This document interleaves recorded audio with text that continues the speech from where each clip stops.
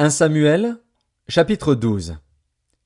Samuel dit à tout Israël: Voici, j'ai écouté votre voix dans tout ce que vous m'avez dit, et j'ai établi un roi sur vous.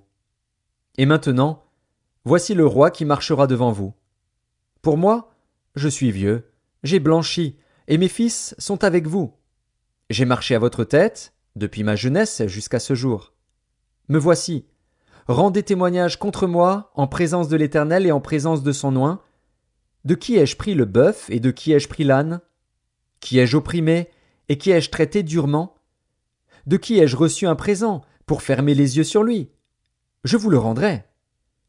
Ils répondirent: Tu ne nous as point opprimés, et tu ne nous as point traités durement, et tu n'as rien reçu de la main de personne. Il leur dit encore: L'Éternel est témoin contre vous, et son oint est témoin, en ce jour, que vous n'avez rien trouvé dans mes mains. Et ils répondirent: Ils en sont témoins. Alors Samuel dit au peuple: C'est l'Éternel qui a établi Moïse et Aaron, et qui a fait monter vos pères du pays d'Égypte. Maintenant, présentez-vous, et je vous jugerai devant l'Éternel sur tous les bienfaits que l'Éternel vous a accordés, à vous et à vos pères. Après que Jacob fut venu en Égypte, vos pères crièrent à l'Éternel, et l'Éternel envoya Moïse et Aaron, qui firent sortir vos pères d'Égypte et les firent habiter dans ce lieu. Mais ils oublièrent l'Éternel, leur Dieu, et il les vendit entre les mains de Sisera, chef de l'armée de Hatsor, entre les mains des Philistins, et entre les mains du roi de Moab, qui leur firent la guerre. Ils crièrent encore à l'Éternel, et dirent: Nous avons péché, car nous avons abandonné l'Éternel, et nous avons servi les Baals et les Astartés. Délivre-nous maintenant de la main de nos ennemis, et nous te servirons.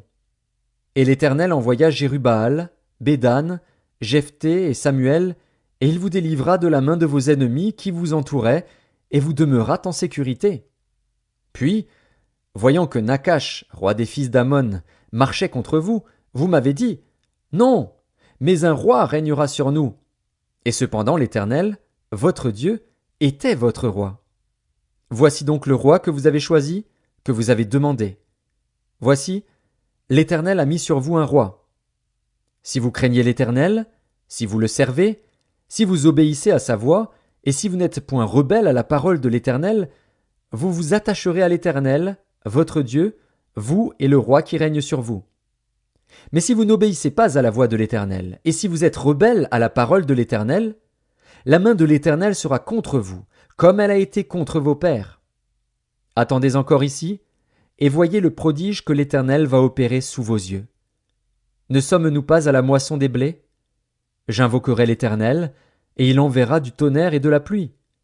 Sachez alors et voyez combien vous avez eu tort aux yeux de l'Éternel de demander pour vous un roi. Samuel invoqua l'Éternel, et l'Éternel envoya ce même jour du tonnerre et de la pluie. Tout le peuple eut une grande crainte de l'Éternel et de Samuel. Et tout le peuple dit à Samuel: Prie l'Éternel, ton Dieu, pour tes serviteurs, afin que nous ne mourions pas. Car nous avons ajouté à tous nos péchés le tort de demander pour nous un roi.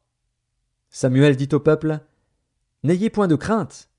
Vous avez fait tout ce mal, mais ne vous détournez pas de l'Éternel, et servez l'Éternel de tout votre cœur. Ne vous en détournez pas, sinon vous iriez après des choses de néant, qui n'apportent ni profit ni délivrance, parce que ce sont des choses de néant. L'Éternel n'abandonnera point son peuple, à cause de son grand nom, car l'Éternel a résolu de faire de vous son peuple.